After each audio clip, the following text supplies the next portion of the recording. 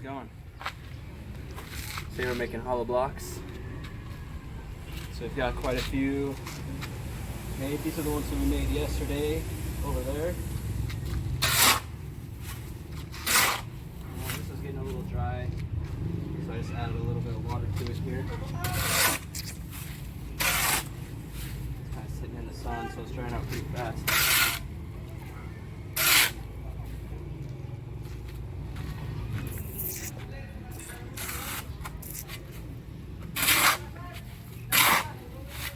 Everything's staying nice and mixed up. So I just filled this up with sand here. This is our mold. You can pick these up for about 1,000 pesos. Just give it a good tap to make sure everything's settled in there real good. Then I'm just going to sprinkle a little bit more on top here. Take my trusty pounding stick. Give it just a gentle pound. I'm not really like hitting this real hard. I just want to make sure that everything's in there pretty nice and snug. So after that, I'm just going to wipe off all the excess here. And I'm doing this side to side motion just to kind of help push any rocks, settle them down.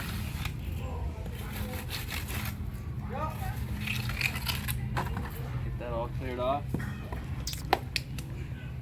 Now this is ready to place, so you don't have to let it dry in any sort of amount of time or anything, which initially I thought was a little bit weird, but this seems to be working out pretty good. So now that this block is compressed in here, I'm just going to simply go over here to our drying location. I'm going to gently flip this over here. I got it in a weird spot here. I'm going to kind of break the top, take it free, kind of push it down a little bit, shimmy it out. Once it starts to go, I'll just slowly pull that off there. You got yourself a hollow block. Flip this over. Start the process all over again.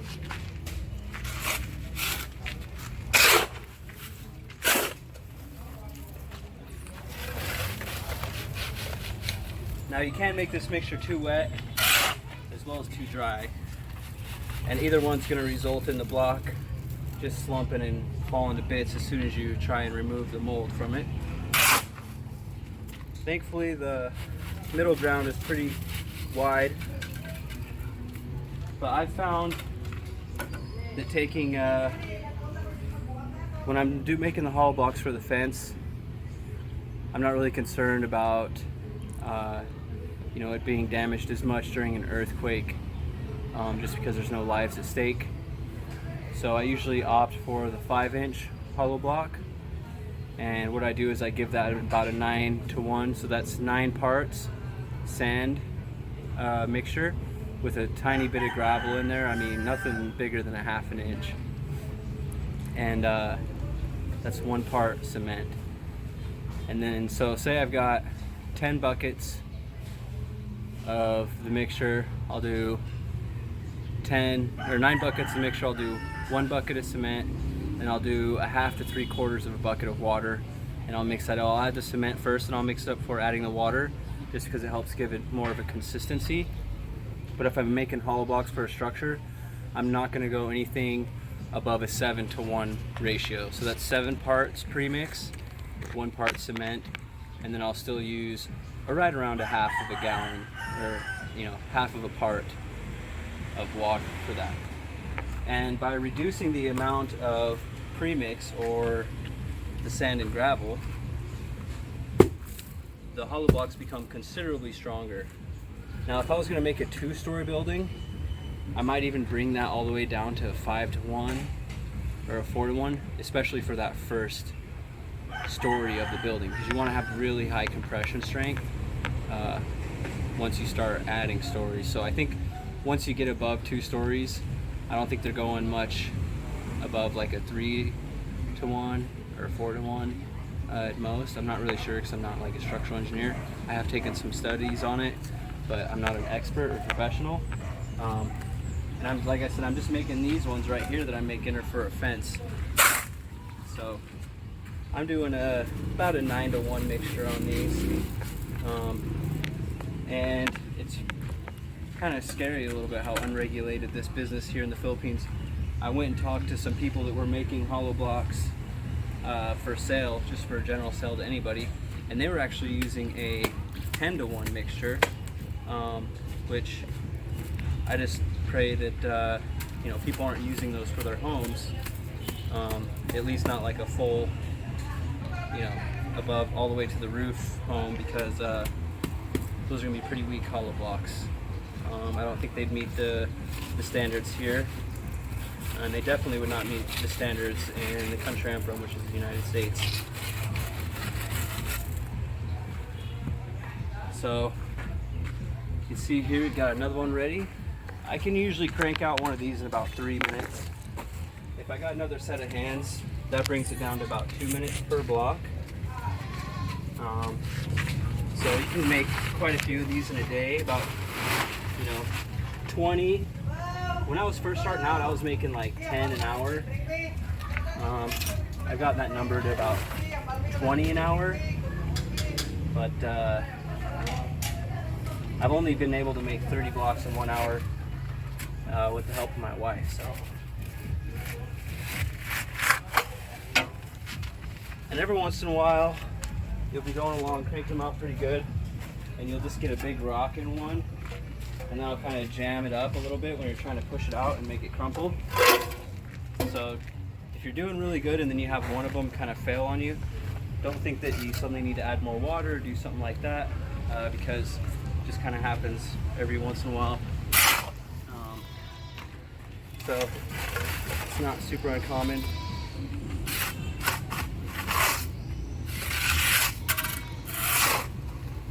I'd say probably as I go on, I have less failures. So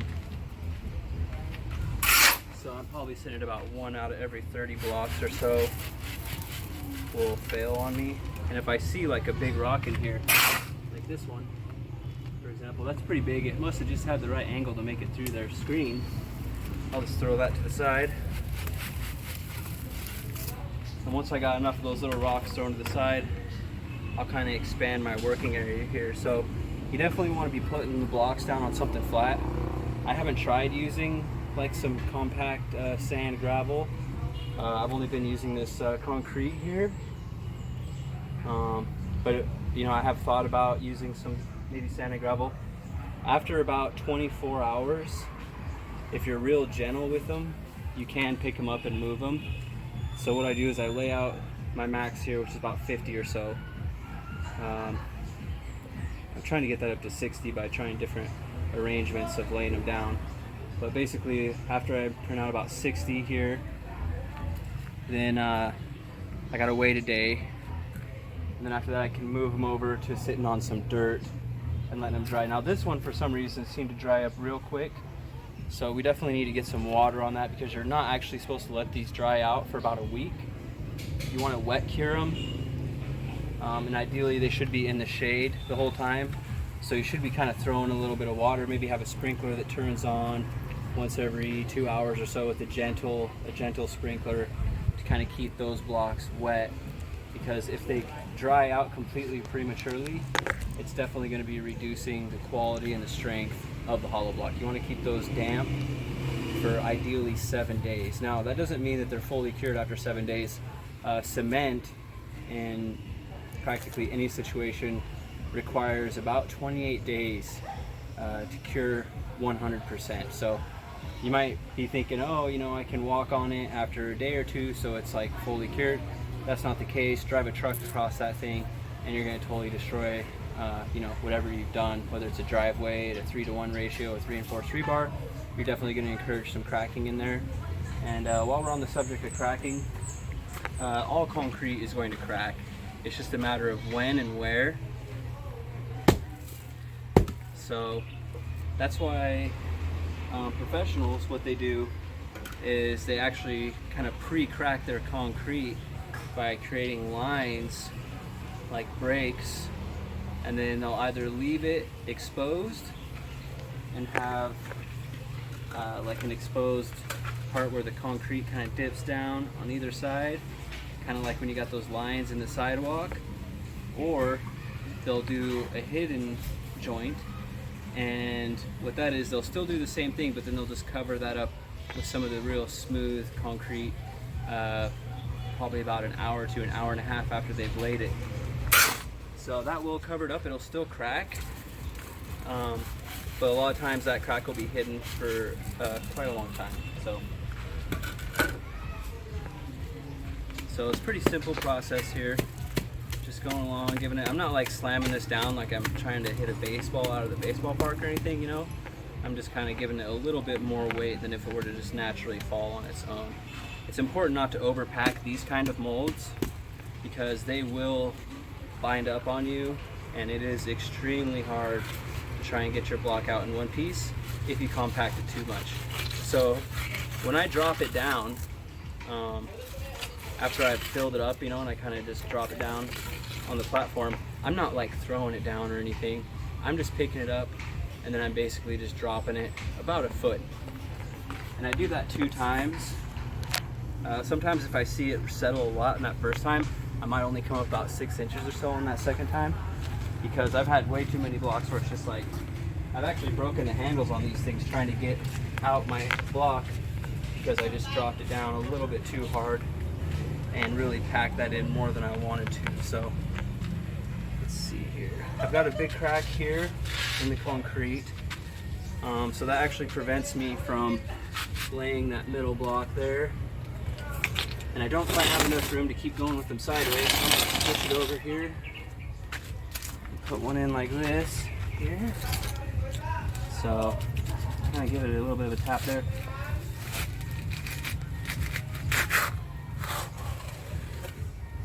Okay. Make sure you don't give it any taps. They are extremely susceptible to getting damaged. In fact, yesterday we made about 60 blocks, and then you know, some gentle rains came along and some of the blocks were sitting out, and we came out here and a bunch of them were damaged. And my first thought was, oh man, the rain, like I didn't think the rain, just a real gentle kind of rain, would damage the blocks.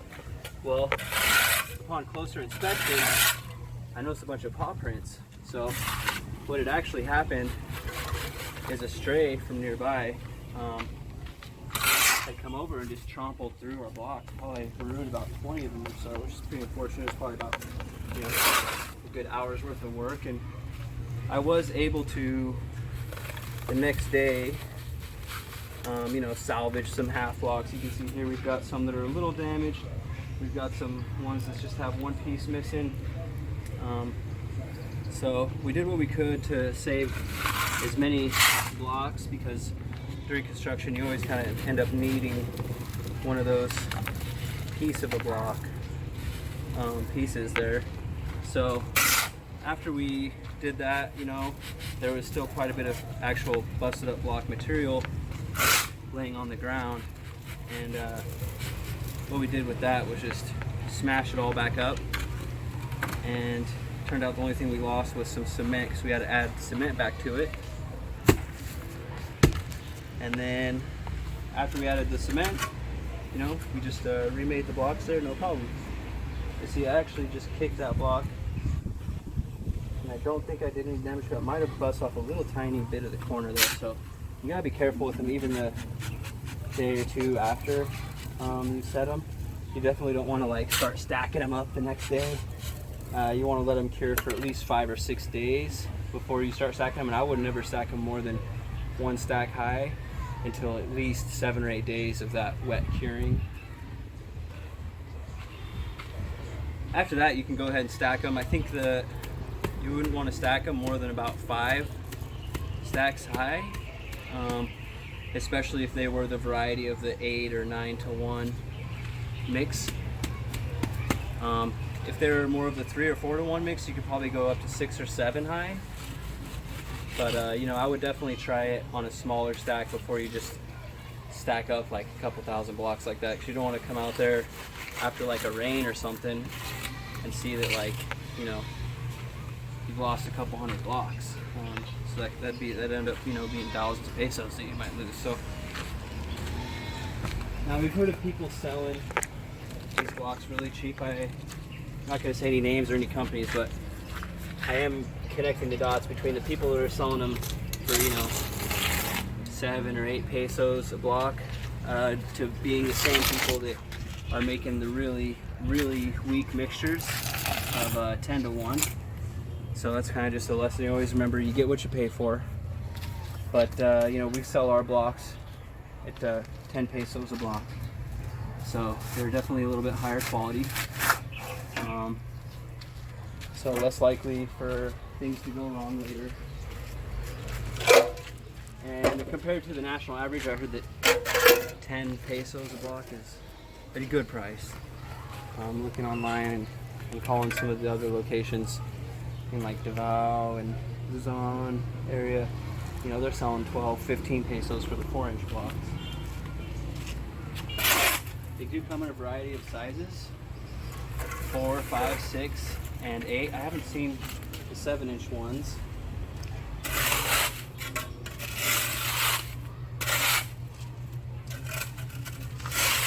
And you really don't actually use that much more material for, say, a 5-inch over a 4-inch. It's not like you use 20% more material. The holes are bigger, and as you can see, the walls are actually just a tiny bit thinner as well. So there's not really there is more material used, but it's a very negligible amount.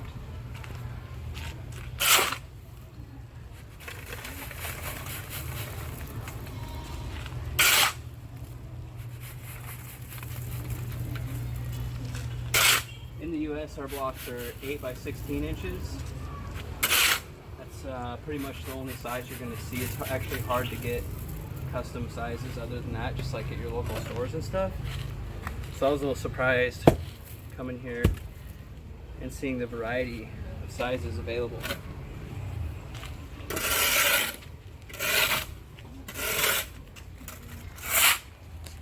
One more here.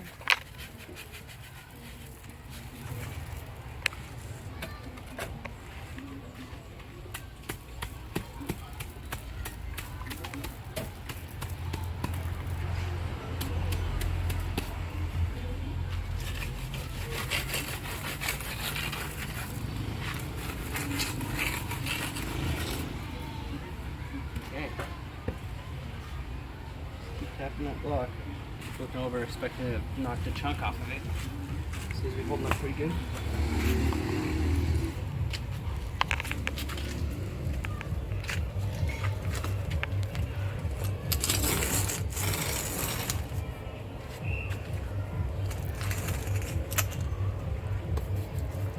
Hey.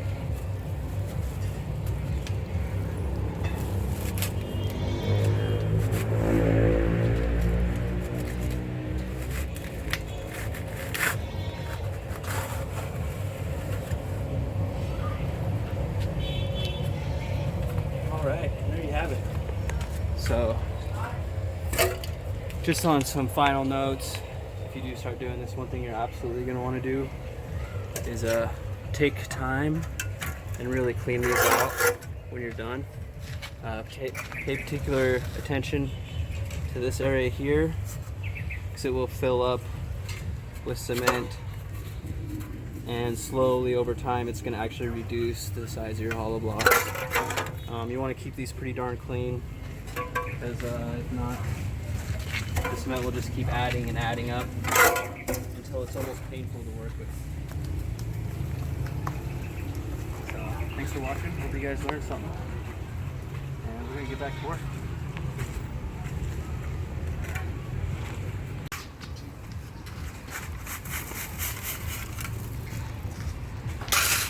So I'm using a mixture here of a 9 to 1. That's a good mixture for fences. For the houses, they use 6 to 1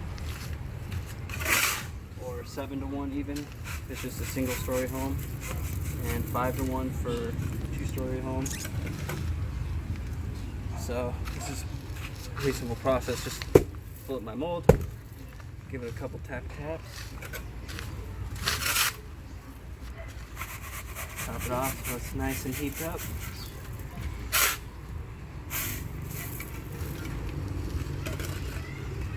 Give it the old whack and thwack.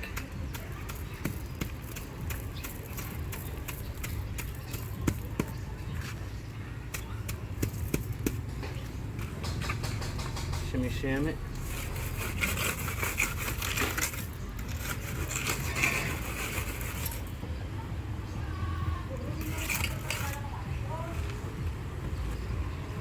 All right, now there's no like letting it cure or anything. Just go right over here.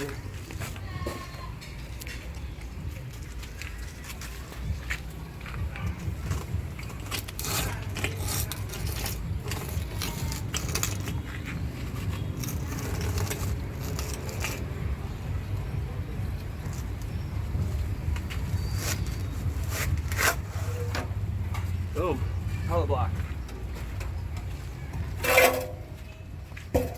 Let's move right on to my next one. Pretty wild.